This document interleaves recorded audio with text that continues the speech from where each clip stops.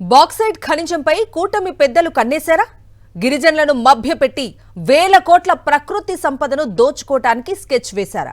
Bauxite తవ్వకాలను పరిశీలించాలని ప్రభుత్వానికి mining శాఖ ఇచ్చిన నివేదికలో ఉన్నది ఎవరు?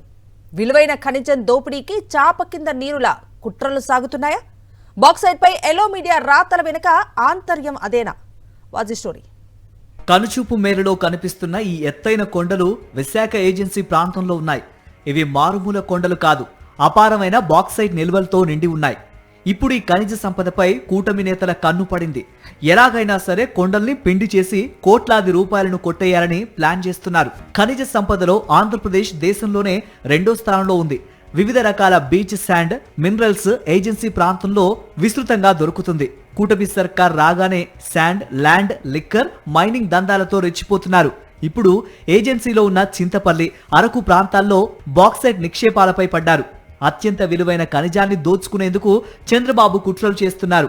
తమ తోక పత్రికల్లో బాక్సైట్ తవ్వకాలకు అనుకూలంగా కథనాలు రాయిస్తున్నారు.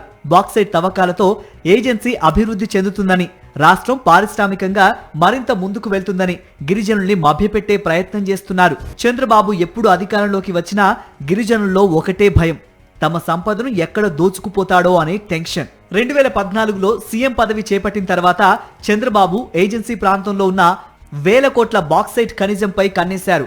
వాటి తవ్వకాలకు అనుమతులిచ్చారు. జీవోపై గిరిజనులు, పర్యావరణవేత్తల నుంచి తీవ్ర వ్యతిరేకత వ్యక్తమైంది. ఆదివాసీలు పెద్ద ఎత్తున పోరాటానికి దిగారు. వైఎస్ఆర్సీపీ గిరిజనులకు అండగా నిలిచింది. చింతపల్లిలో వైఎస్ జగన్ భారీ బహిరంగ సభ పెట్టారు. బాక్సైట్ కోసం ఇచ్చిన జీవోను రద్దు చేయాలని డిమాండ్ చేశారు. లేదంటే తాము అధికారంలోకి వచ్చిన తర్వాత ఈ జీవోను రద్దు చేస్తామని గిరిజనులకు హామీ ఇచ్చారు. ఇచ్చిన మాట ప్రకారం అధికారంలోకి వచ్చిన తర్వాత వైఎస్ జగన్ 2019 సెప్టెంబర్లో బాక్సైట్ తవ్వకాలను నిలిపివేస్తూ జీవో నెంబర్ 97ను విడుదల చేశారు. గిరిజనులకు ఇచ్చిన మాటను వైఎస్ జగన్ నిలబెట్టుకున్నారు. ఇప్పుడు కూడా కూటమి సర్కార్ బాక్సైట్ తవ్వకాలకు ప్రయత్నాలు చేస్తూ ఉంటే గిరిజనులకు వైఎస్ఆర్సీపీ అండగా నిలిచింది. ఏజెన్సీ ప్రాంతంలో అడుగు పెడితే కూటమి ప్రభుత్వానికి తగిన గుణపాఠం చెబుతామని స్థానిక ప్రజాప్రతినిధులు హెచ్చరిస్తున్నారు. ఈ కూటమి నాయకులకు గాని, కూటమి ప్రభుత్వానికి గాని ఒకటే నేను హెచ్చరిస్తున్నాను. మీరు మా మంజంలో ఉన్నటువంటి మా బాక్సైట్ జోలికి వస్తే, మా అడవుల జోలికి వస్తే, మైనింగ్ జోలికి వస్తే ఖచ్చితంగా ప్రతి ఒక్క ఆదివాసి మా సాంప్రదాయ విల్లమ్ములు, మా కత్తులు, మా గొడ్డళ్ళు మేము పట్టుకొని ఖచ్చితంగా మిమ్మల్ని బాక్సైట్ ని అడ్డుకునే తీరుతామని చెప్పేసి కూడా ఈ సందర్భంగా తెలియజేస్తున్నా. చంద్రబాబు చెప్పే సంపద సృష్టి అంటే ఏజెన్సీ ప్రాంతాన్ని ధ్వంసం చేయడమేనా అంటూ గిరిజనులు ప్రశ్నిస్తున్నారు. బాక్సైట్ తవ్వకాలపై కూటమి ప్రభుత్వ వైఖరేంటో స్పష్టం చేయాలని వైఎస్ఆర్సీపీ నేతలు డిమాండ్ చేస్తున్నారు.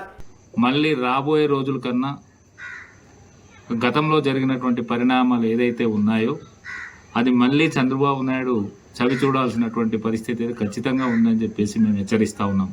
కాబట్టి మీకు ఒకటే హెచ్చరిస్తున్నాము, మీరు ఏమైనా చేసుకుంటే చేసుకోండి, కానీ ఆదివాసీలు ఉండేటటువంటి ప్రాంతాల్లో మరి మీరు ఈ దుర్మార్గమైనటువంటి ఆలోచనలు చేస్తే మాత్రం ఖచ్చితంగా మూల్యం చెల్లించుకోక తప్పదని చెప్పేసి కూడా ఈ సందర్భంగా మీకు హెచ్చరిస్తా ఉన్నాను. బాక్సైట్ తవ్వకాలకు కూటమి సర్కార్ ముందుకు వెళ్తే పెద్ద ఎత్తున ఉద్యమిస్తామంటున్నారు వైఎస్ఆర్సీపీ నేతలు.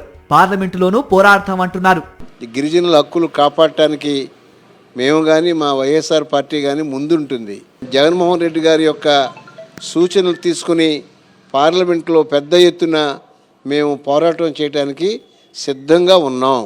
ఎట్టి పరిస్థితుల్లో మరి ఈ యొక్క షెడ్యూల్ ట్రైబ్స్కి ఏ రకమైనటువంటి అన్యాయం జరిగినా ముందుండేటువంటి పార్టీ, ముందుండేటువంటి ఎంపీలు మేము వైఎస్ఆర్ పార్టీ.